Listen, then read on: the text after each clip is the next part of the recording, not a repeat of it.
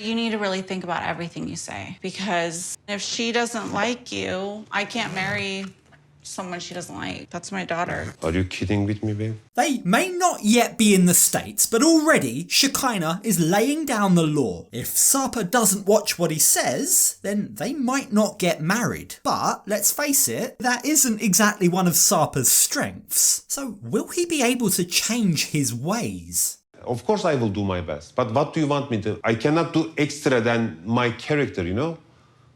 This is what I am. I'm an asshole sometimes, but I'm cute. A cute arsehole, just what every girl wants for their mother, right? Yeah, perhaps not. Now, challenges with Shekinah's daughter aren't the only drama that Shekinah and Sarper face this week. But before we get to the tearful, emotional farewells, let's rewind to the start. So, the last time we saw them, Sarper had just revealed to his family he'd dropped the bombshell on them that he was off to the States. And when we join them in this episode, Shekinah and Sarper have gone to spend some time before they leave with Sarper's cousin and her daughter. As we've seen before, Sarper is great with the little girl, and once again, Sarper is in fun uncle mode.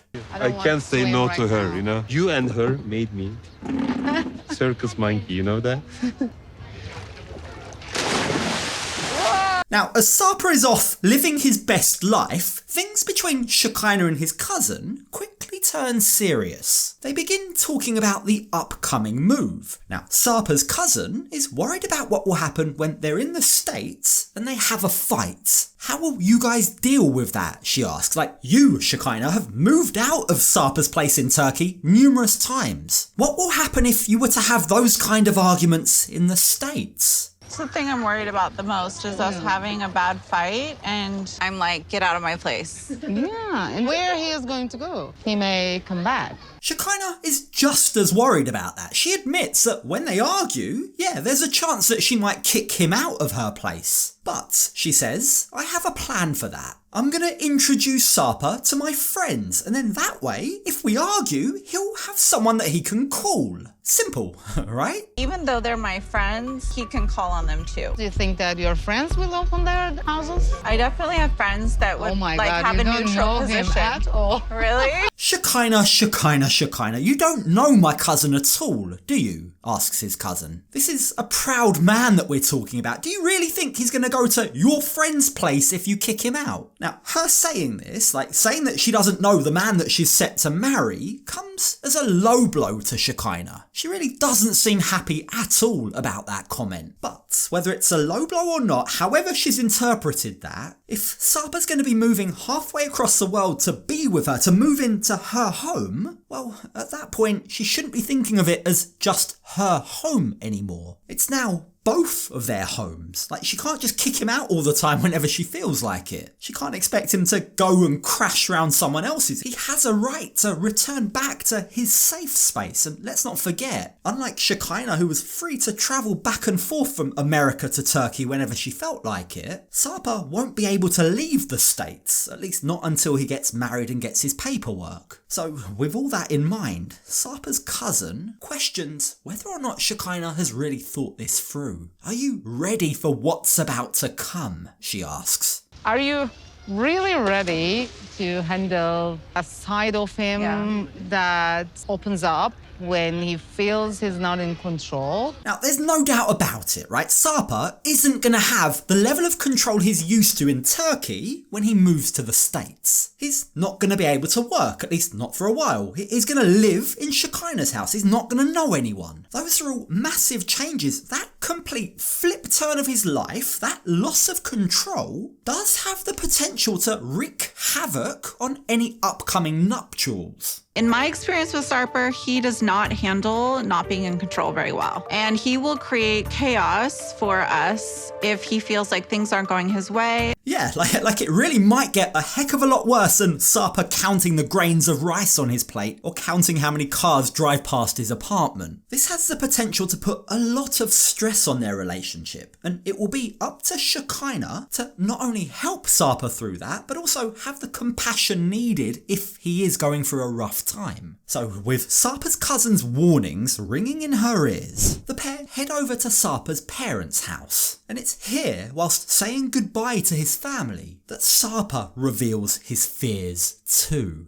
It is really difficult leaving everything, going to US, to a surrounding that I don't know anyone but Shekinah only. This is tough for Sarper. He's very close to his family and he loves his country. Remember, it was never his intention to move to the States. He always wanted Shekinah to live in Turkey with him, but she was the one that couldn't adjust. So now it's his turn. He now has to try and make the same sacrifices that Shekinah tried to make. It's tough, right? It is hard knowing that you're going to be leaving your life behind. But if he was hoping for a little more sympathy from Shekinah, well, let's just say her supplies are running low. I think it's a little overly dramatic because you're a grown man.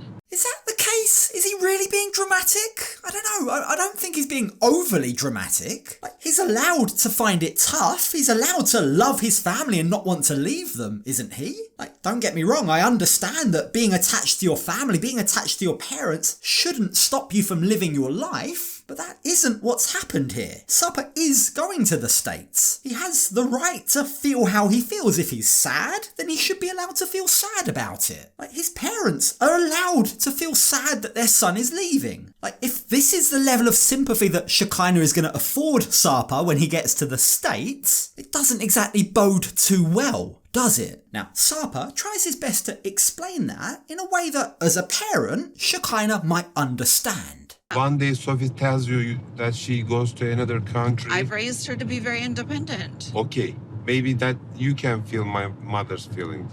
I might be wrong, you can let me know your thoughts, but I think Shekinah's in the minority here. Most parents, and I'm a parent myself, most parents want to see their kids more than once every few months. And that's especially true when they're still kids, right? But with Shekinah's daughter Sophie in boarding school, Shekinah appears to be a bit different to most. She seems quite relaxed about it. She has no qualms either her leaving her kid or her kid leaving her. She doesn't get what the big deal is. She can't really empathise with Sarper or his parents. Now, Sarper's parents are in their 70s. He's told us they have medical conditions. Like, that will play on his mind, won't it? If something were to happen to them and him being an only child, he won't be able to get back to help them. Either way, when they get back to Sarper's home, his mood doesn't really improve. You see, it's not just his parents that he's sad to leave. He'll be sad to say goodbye to his apartment too. But let's not forget, Shekinah has a love-hate relationship with this apartment. She doesn't exactly feel the same way.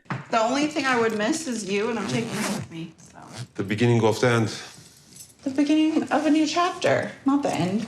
Look, they're going to be starting a brand new, exciting chapter of their lives together over in the States. Sarper needs to start seeing it that way. It can't all be doom and gloom, or this move will never work. So why is Sarper so reluctant, so gloomy about saying goodbye to his apartment? Well, let's just say it has a lot of history.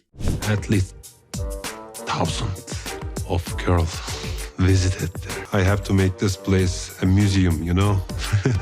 There literally isn't enough hand sanitizer in the world to make me step foot in that museum. If Shekinah were to know the real reason why Sarper's so nostalgic about leaving his apartment, you get the feeling she might burn the entire place down. Yeah, now I understand why she's so excited to leave this place. Now, the pair of them obviously have a lot to think about and a lot to plan. And when we next join them on the day of their departure, excitement, or more accurately, tensions are running high. For as much as Sarper is thinking about what he's leaving behind, his past, Shekinah is thinking about the future. In particular, Sarper's very first meeting with her daughter Sophie. I just can't help but think about how bad it went with Shreya.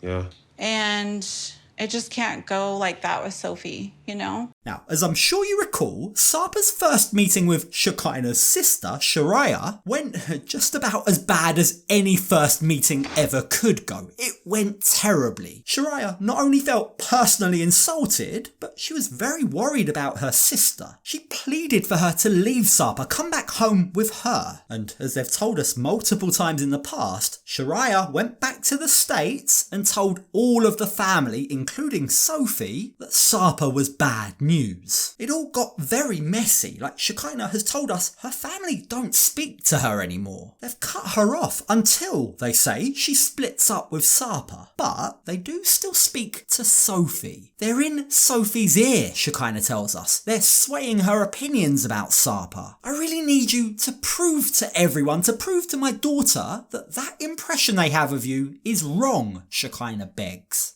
You need to really think about everything you say, because if she doesn't like you, I can't marry someone she doesn't like. Is it a threat? Shekinah knows for a fact that Sophie has been influenced by Shariah. If you can't prove Shariah wrong, if you can't win Sophie over, Sophie might object to our marriage, Shekinah says. And while Shekinah may not have any qualms about leaving her daughter, spending time apart from her, that doesn't mean that her daughter's opinion doesn't matter to her. It does, terribly. She wants Sophie to like her future stepfather. Sarper needs to step up and make a good impression, she says. But we all know that can be a challenge for Sarper. His personality isn't exactly to everyone's taste. Of course I will do my best. But what do you want me to...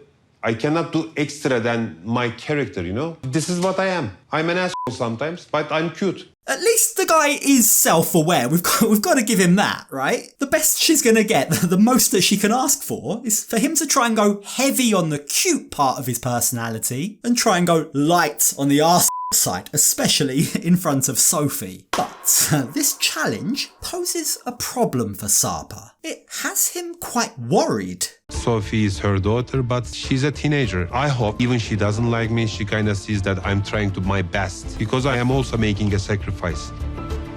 I mean, that's a fair worry to have, isn't it? Like, I kind of agree with Sarper here. As a teenager, most likely, Sophie isn't going to like Sarper, at least at first. She has a preconceived notion of what he's going to be like, right? And she is, quite rightly, she is going to have her reservations. Shekinah is going to need to be prepared to give Sophie time. Like, we all know Sarper's an acquired taste. If she's expecting him to win Sophie around immediately, then she's in for disappointment, isn't she? But all that for another day, because first things first, for now, Sarper has bigger things to worry about. As he sadly closes the door on his apartment, his parents are waiting for them downstairs to take them to the airport. Yeah, the new chapter is about to begin, but it is bittersweet. I have to be so excited I'm going to a new country with the girl I love to set up a new life with her, but I'm not, because I'm leaving everything behind. Sarper's saying goodbye to his parents, not knowing when he's going to see them again. He knows it's breaking their heart, him being away, and also him maybe getting married without them present. If he gets married, well, even that doesn't mean he can come back home. It takes a while to get all the paperwork, the green card in place for him to be able to leave the country. It might be months, maybe even a year or more, until he gets to see them again. And that, for parents in their 70s with medical conditions, is a long time. It's a worry. It's a worry for Sarper, but you can clearly see it's a worry for his parents too. They seem pretty heartbroken. But, and this is a sign of good parents, they're heartbroken, but they're also super supportive. Seviniyorum hem üzülüyorum hem istiyorum gitsin orada bir istikbali olsun. Bir yandan sevdiği kadınla beraber olsun ama tabii ayrılık çok acı.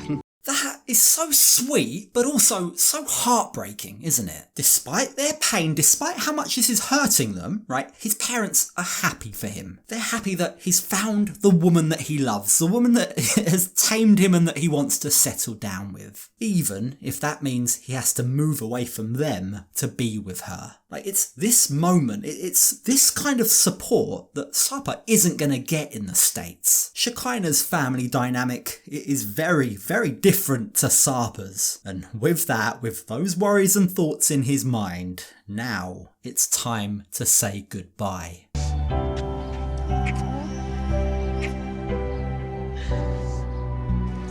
Allah sizi korusun.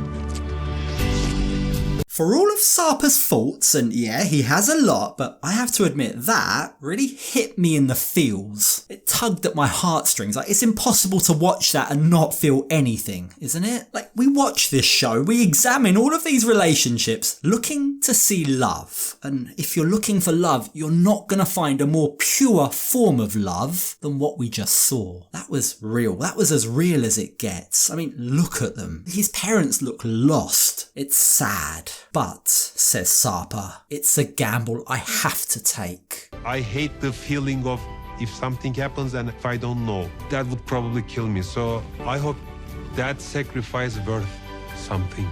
Hopefully he'll see them again soon. Not too soon, but let's not forget, there is a lot that has to happen for them to get married within 90 days. That, by no means, is a dead cert, and as the pair of them walk away towards their future, a lot is still unsure. There's the uncertainty of the wedding, there's the uncertainty of Sarper's relationship with Sophie and Shekinah's wider family, and of course, the uncertainty of adapting to a new country. Like, there's a lot to figure out here. There's a lot of challenges on the horizon. Let's hope that Sarper can rise to them. If not, well, then he might be back in Turkey sooner than his parents planned.